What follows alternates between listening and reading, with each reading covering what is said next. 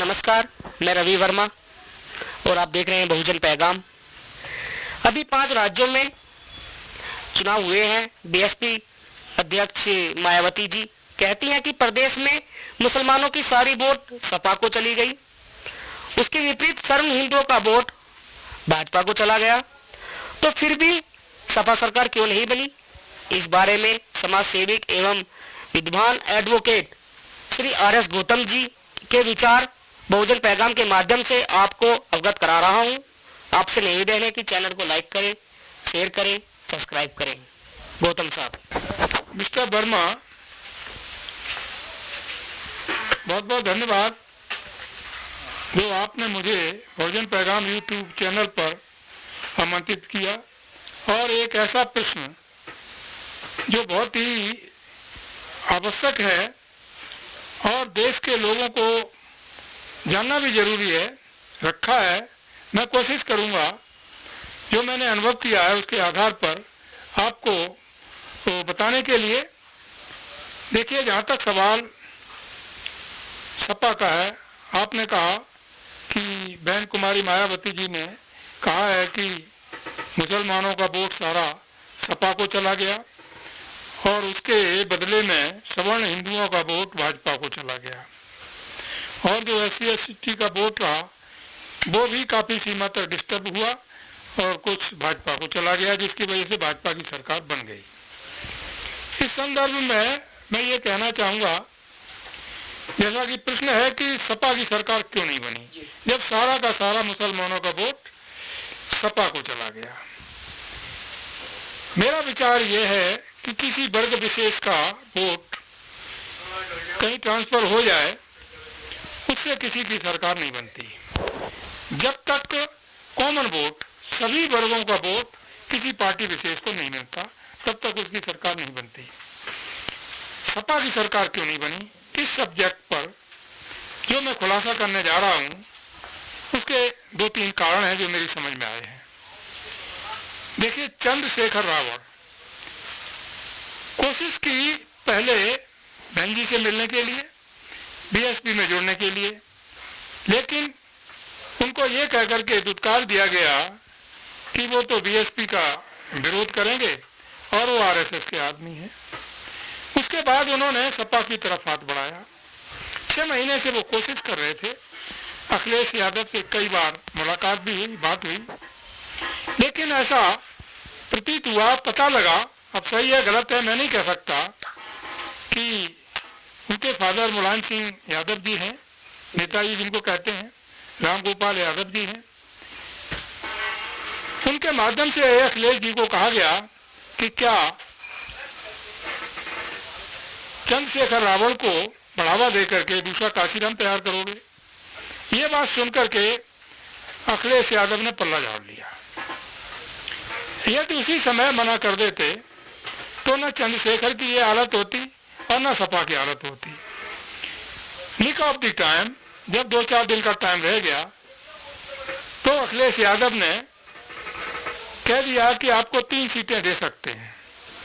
इस संदर्भ में राम अचलभर ने काफ़ी कोशिश की, लेकिन उनकी कोशिश भी अखिलेश यादव के यहाँ साबित नहीं हो पाई, नाकाम हो गई।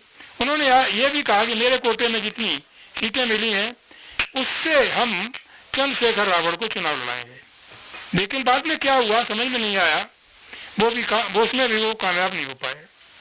अल्टीमेटली चंद्रशेखर ने यहाँ तक कह दिया अखिलेश यादव को कि वो मेरे बड़े भाई हैं और यदि मुझे छोटा भाई कह करके बुला लें, मेरी कोई शर्त नहीं है, मैं आ जाऊंगा और पार्टी को जिताने की भरपूर कोशिश करूंगा। अखिलेश यादव जी जो इस समय समाजवादी पार्टी के मुखिया हैं, इतनी हिम्मत भी नहीं जुटा पाए कि चंद्रशेखर रावण को छोटा भाई कह सकें और स्वीकार कर सकें।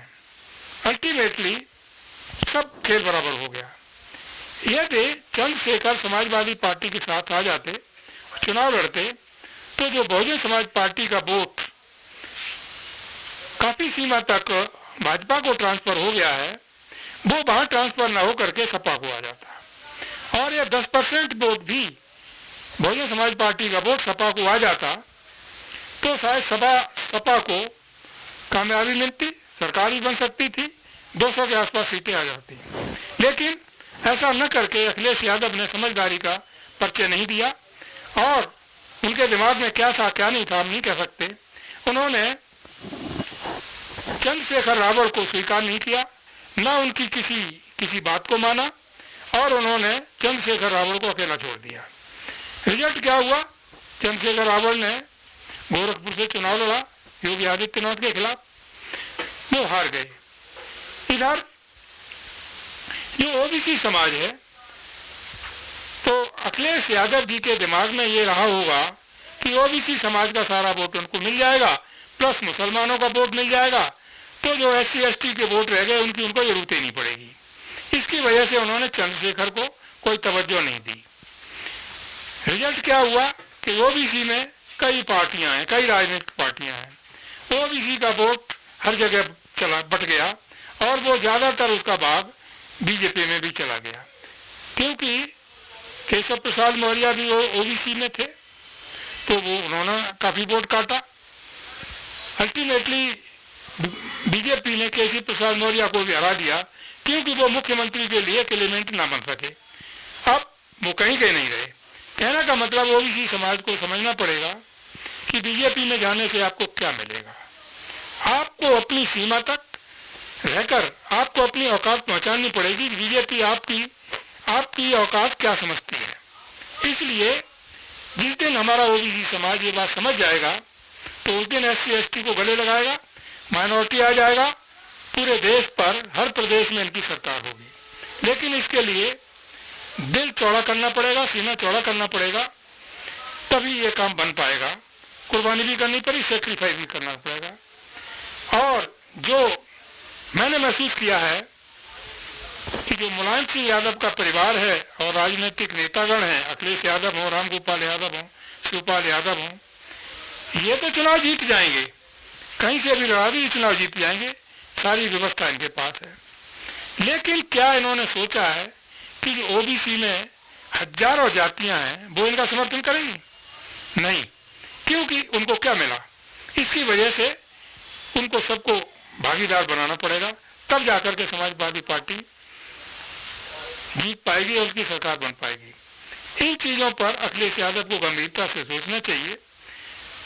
पुरानी बातों को छोड़कर जो भी योगी आदित्यनाथ कहते हैं गुंडों की सरकार है, गुंडों की सरकार आ गई, ऐसे कहकर के उन्होंने समाजवादी पार्टी को जो बदनाम किया है, उस बदनामी से बचने के लिए और आगे सत्ता पाने के लिए उनको ये सब करना पड़ेगा, तब जाकर के कहीं वो सत्ता में आ पाएंगे।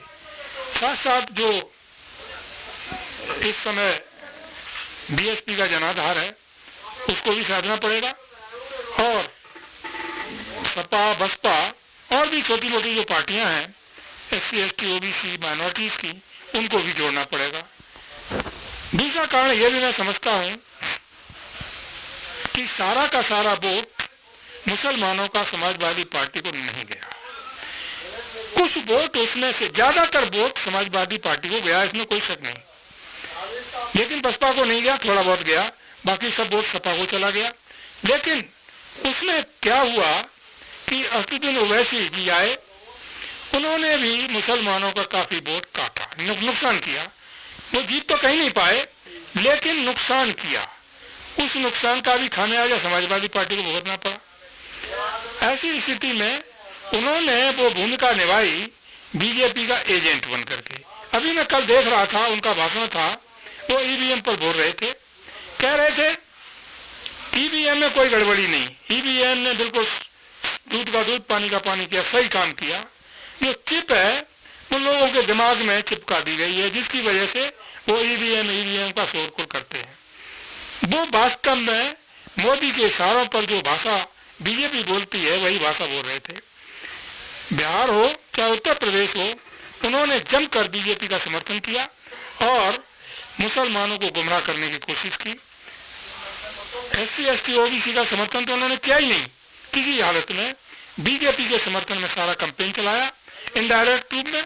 और यही कारण है कि ना बिहार के मुसलमानों ने, यूपी के मुसलमानों ने दिल खोल करके उनका समर्थन नहीं किया, क्योंकि अब मुसलमान भी मूर्ख नहीं रहे, वो पढ़े लिखे हैं, विद्वान भी हो गए हैं और हर चीज़ को समझने लगे हैं।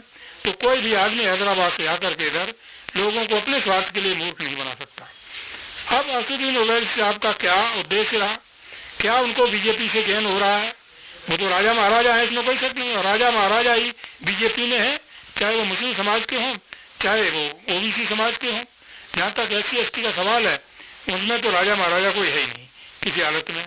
इसकी वजह से ये लोग जो SC/ST समाज के लोग हैं उनको दलित कहते हैं। मैं घृणा करता हूँ इस शब्द से, और आगे चल करके एक केस फाइल करना पड़ा, वो भी करूँगा कि जो राजनेता SC/ST समाज को दलित कहते हैं वो एक असंवैधानिक भाषा का प्रयोग कर रहे हैं और उनको गालियाँ दे रहे हैं, उनके स्वाभिमान को कुचल रहे हैं, चाहे वो मायावती हो, चाहे अखिलेश हो, मुलायम सिंह हो, चाहे मोदी हो, चाहे और कोई हो, किसी तरीके से।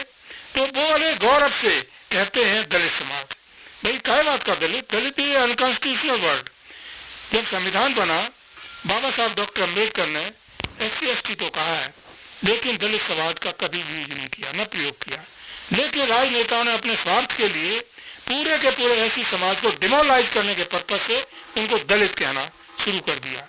और शुरुआत सबसे पहले मायावती जी ने की, दलित की बेटी कह करके। अरे भाई क्या मिला आपको? गद्दी मिल गई, ठीक है, लेकिन आपने उस समाज को, जो मेहनत का समाज है यहाँ का, जो कभी दलित नहीं रहा, जो मेहनत के बल पर खाता है, अपनी रोजी रोटी चलाता है, उसको आपने डिमोरलाइज करने की कोशिश की। और आज चाहे योगी हो, चाहे मोदी हो, अमित शाह हो, चाहे कोई भी खन्ना बुद्धा छोटा से छोटा नेता हो किसी पार्टी का, वो SC/ST समाज को दलित कहता है। ये गलत बात है, इसमें सुधार करना चाहिए और कभी भी किसी को अपमानजनक बात नहीं करनी चाहिए। तो समाजवादी पार्टी की सरकार न बनने के कारण ये 2-3 रहे, OBC समाज को पूरा का पूरा वो इकट्ठा नहीं कर पाए।